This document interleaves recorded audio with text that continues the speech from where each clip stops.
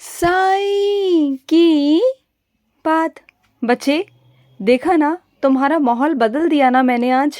कितना अलग सा लग रहा था तुम्हें। इतने दिनों से तुम नकारात्मक ऊर्जा में घिरे हुए थे, नकारात्मक लोगों में घिरे हुए थे। तुम्हारे सिर में दर्द, तुम्हारे शरीर में दर्द, तुम्हारा किसी भी काम में मन नहीं लगता था। तुम्हें लगता था कि तुम बीमार हो, तुम मानसिक तनाव से ग्रस्त हो। और देखा ना, तुम्हारा माहौल बदलते ही कैसा तुम्हें अच्छा आज लगा। कितना अच्छा लगा तुम्हें आज। तुम कितना अच्छा महसूस कर रहे थे, कितना ताज़ा महसूस कर रहे थे। चार लोगों के बीच में बैठकर तुम कितना हंसी मजाक कर रहे थे, कितना अच्छा लग रहा था तुम्हें, है ना।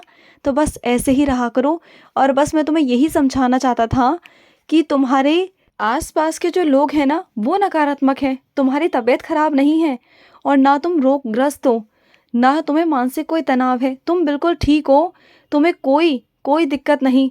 दिक्कत तो तुम्हारे आसपास के लोगों की सोच में है मेरे बच्चे, जिनका प्रभाव तुम पर पड़ता है और तुम परेशान हो जाते हो। तुम्हारी सोच परेशान हो जाती है और तुम इतना ज़्यादा नकारात्मक हो जाते हो कि तुम्हें लगता है कि तुम रोग से ग्रस्त हो। ये तुम्हारी सोच है। तुम ना अब आगे से ऐसा मत सोचना। जब भी तुम्हें लगे ना कि ऐसा माहौल है घर के अंदर, तो बाहर निकल जाना कहीं ऐसी जगह पर जहाँ सकारात्मकता हो, जहाँ तुम्हारे मित्रगण हो, जहाँ तुम्हारे आपस में अच्छे से बात होती हो, या तुम्हारा कोई ऐसा सगा संबंधी हो जिससे तुम्हारी बहुत अच्छी मुलाकात हो, जहाँ पर बैठकर तुम्हें सकारात्मकता मिले। देखना, उस दिन ना तुम्हें बहुत अच्छा महसूस होगा।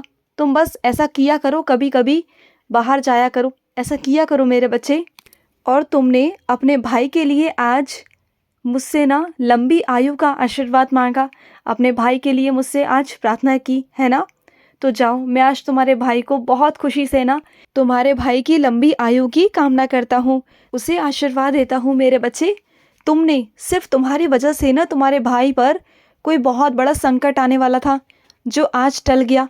तुमने जिस शिद्दत के साथ, जिस प्यार के साथ में आज पूजा की है ना, वही प्यार उसे आज बचा रहा है। तुम्हारे पूजा के कारण, तुम्हारे प्यार के कारण, तुम्हारे विश्वास के कारण, तुम्हारी प्रार्थना के कारण आज तुम्हारे भाई पर आया हुआ हर संकट टल गया मेरे बच्चे, हर संकट टल गया। और मुझे उसे लंबी आयु का वरदान देना पड़ा, क्योंकि सिर्फ और सिर्फ तुम्हारी वजह से। और सुनो मेरे बच्चे, जो था ही नहीं ना, वो तुम्हारा था नहीं मेरे बच्चे, जो चला गया। देखो, उसका दुख करके ना कोई फ़ायदा नहीं, क्योंकि अगर वो नहीं जाता ना, तो आगे चलकर वही चीज़ तुम्हें बहुत नुकसान पहुंचा सकती थी, बहुत नुकसान। फिर तुम परेशान हो जाते, कल को इतना चिंतित हो जाते ना, उसी चीज़ को लेकर तुम बहुत परेशान रहते। इसलिए मैं नहीं चाहता था कि तुम्हारी ज़िंदगी में कोई बहुत बड़ी हानि हो, कोई बहुत बड़ी चिंता की बात बने। इसलिए मेरे बच्चे, वो चीज़ें पहले से ही तुमसे छीन ली गई, और तुम्हें लगा कि तुमसे छीना गया है। मैंने छीना नहीं है मेरे बच्चे, वो बस मुझे करना पड़ा, क्योंकि मैं नहीं चाहता था कि आगे चलकर तुम्हारे जीवन में कोई संकट या कोई परेशानी पैदा हो, या कुछ दिक्कत हो मेरे बच्चे। बस इसी कारण मुझे वो करना पड़ा। और सुनो, तुम्हारे पास जो मिट्टी का तवा है ना, उस पर मेरे लिए हाथ की रोटी बनाओगे ना। तुम्हारे बाबा को ना चूल्हे की रोटी खाना बहुत पसंद है। अब तुम चूल्हा तो जलाओगे नहीं, लेकिन हाँ, तुम मिट्टी का तवा जो मंगाओगे ना, मिट्टी के तवे पर जो रोटी बनाओगे, उस रोटी से मुझे तुम साग सब्जी खिलाना, मुझे बहुत अच्छी लगती है। और सुनो मेरे बच्चे, जिस दिन तुम मेरे समाधि मंदिर में आओगे ना, जिस दिन भी, उस दिन वहाँ बैठकर मेरे बच्चे, एक कोने में बैठकर जो मैं तुम्हें अध्याय बताऊंगा, वो अध्याय तुम्हें पढ़ना है। समझ गए ना, मैं अध्याय तुम्हें बता दूंगा। जैसे ही तुम समाधि मंदिर में आओगे, वैसे ही सिर्फ और सिर्फ साईं सच्चरित्र खोल लेना। खोलते ही जो अध्याय तुम्हारे सामने आएगा, उसी अध्याय को तुम्हें पढ़ना है मेरे सामने बैठकर, और अच्छे से पढ़ना है, एक एक शब्द समझ समझ कर पढ़ना है। वही अध्याय तुमने पहले हजारों बार पढ़ा होगा, लाखों बार पढ़ा होगा, लेकिन जिस दिन तुम समाधि मंदिर में बैठ के पढ़ोगे ना, उसके मायने ही बदल जाएंगे, उसके तरीके, उसके शब्द ही बदल जाएंगे, उसकी समझ, तुम्हारी सोच ही बदल जाएगी।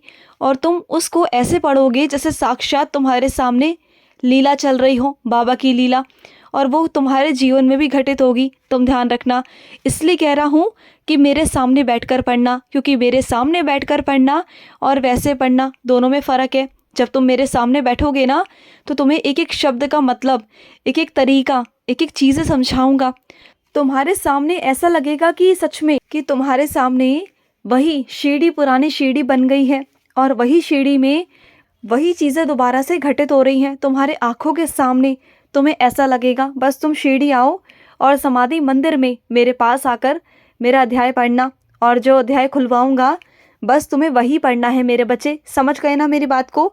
और सुनो, अगर किसी कारणवश तुम मेरी पूजा नहीं कर पा रहे हो, मैं जानता हूँ, क्योंकि तुम फंस गए हो कहीं, तो सुनो, अगर तुम नहीं कर पा रहे हो तो किसी और से करवा लेना, और अगर वो भी नहीं करवा पा रहे तो एक काम करना, बस मेरा नाम जाप करना, बस मैं वहीं से स्वीकार कर लूँगा। तुम जहाँ भी हो अपने मन ही मन बस मेरा नाम जाप करना, और अगर मेरे नाम से किसी को दिक्कत हो, किसी को परेशानी हो ना, तो अपने मन में लेना, क्योंकि मेरा नाम लेने से लोगों को दिक्कत होती है, परेशानी होती है। उन्हें लगता है कि पता नहीं तुम कौन सा उन पर जादू टोना कर रहे हो, वो डर जाते हैं, परेशान हो जाते हैं। तो ऐसे लोगों के मन में वहम पैदा मत करो, और मन ही मन बस मेरा नाम लेते चलो, ठीक है ना? और सुनो, जो तुमने नज़रिया पहना हुआ है ना, उसका एक मोती टूट चुका है।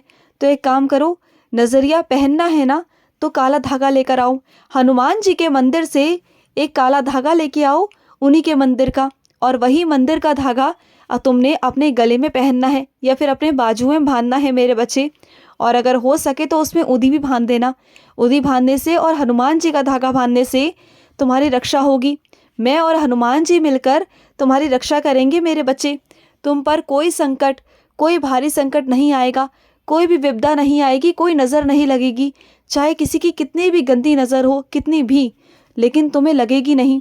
और अगर सुनो, चौराहे पर चलते समय गलती से तुम्हारी गाड़ी या तुम्हारा पैर किसी चीज़ पर पड़ जाता है ना, और तुम्हें समझ में नहीं आता कि अब मुझसे गलती हो गई, मैं क्या करूं, किसी की अला बला तुम पर ना आए, इसलिए तुम एक काम करना, तुम अपने मन में कहना, जिसकी है उस पर जाए, जिसकी है उस पर जाए, जिसकी है उस पर जाए।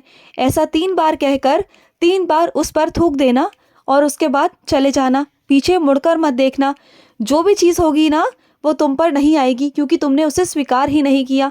तुम पूछते हो ना हमेशा, बाबा कि मेरा पैर पड़ गया तो मैं क्या करूं बाबा, अब मैं क्या करूं, मुझे कुछ समझ में नहीं आ रहा।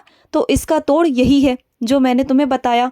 तो कभी कभी हो सकता है कि अनजाने से तुम्हारा पैर पड़ जाए, तो यही किया करो, क्योंकि तुम पर ना बहुत सारी चीज़ें ऐसी हो जाती हैं जो तुमसे जाने अनजाने में होती है, मैं जानता हूँ मेरे बच्चे। और सुनो, जिससे तुमने कुछ पैसे उधार लिए थे उसे उसके पैसे लौटा दो ना मेरे बच्चे। अगर तुम्हारे पास पैसे हैं तो उसे लौटा दो। देखो, तुम्हें आज नहीं तो कल लौटाने हैं, है ना? तो फिर आज लौटा कर उसे ख़त्म क्यों नहीं कर देते? देखो, तुम्हारी तरफ से तो कर्जा है ना तुम पर, फिर उसे लौटा दो। देखो, जो चीज़ें हैं तुम्हारी ज़िंदगी में वो चलती रहेंगी, लेकिन अगर उसकी उधारी लौटा दोगे तो कम से कम तुम्हारा एक बोझ ख़त्म हो जाएगा। किसी का कर्ज रखना नहीं चाहिए मेरे बच्चे, किसी का नहीं रखना चाहिए। और सुनो, आज तुम कहीं जाने वाले हो ना, कहीं तुम्हें निमंत्रण है कहीं जाने का, और वहाँ पर तुम्हें बहुत अच्छे अच्छे भोजन पकवान खाने को मिलेंगे। जाने वाले हो ना आज, तो अपने बाबा को, वहाँ तो तुम्हारे बाबा तुम्हें मिलेंगे नहीं, तो एक काम करना, बस मन में बोलना कि साईं आ जाओ, विराजिए और खाना खाओ। मैं खा लूँगा आकर, मैं भी तुम्हारे साथ बैठ जाऊँगा, तुम्हारी थाली में ही खाना खाऊँगा मैं भी, और तुम्हें भी इस चीज़ का एहसास होगा। मैं आ रहा हूँ तुम्हारे साथ चलने के लिए, ठीक है ना? तैयार रहना, मैं भी आऊँगा। और जो नारियल का गोला है ना, उस पर तुमने मूली बांधी है, पूजा की है, तो उसे संभाल कर मंदिर में रख दो। जब जहाँ जाओ उसे वहाँ अपनी सही जगह पर पहुँचा देना। वो जिसके नाम का भी है उसे पहुँचा देना मेरे बच्चे। खुश रहो। आज का मध्याह्न साई संदेश समाप्त हुआ।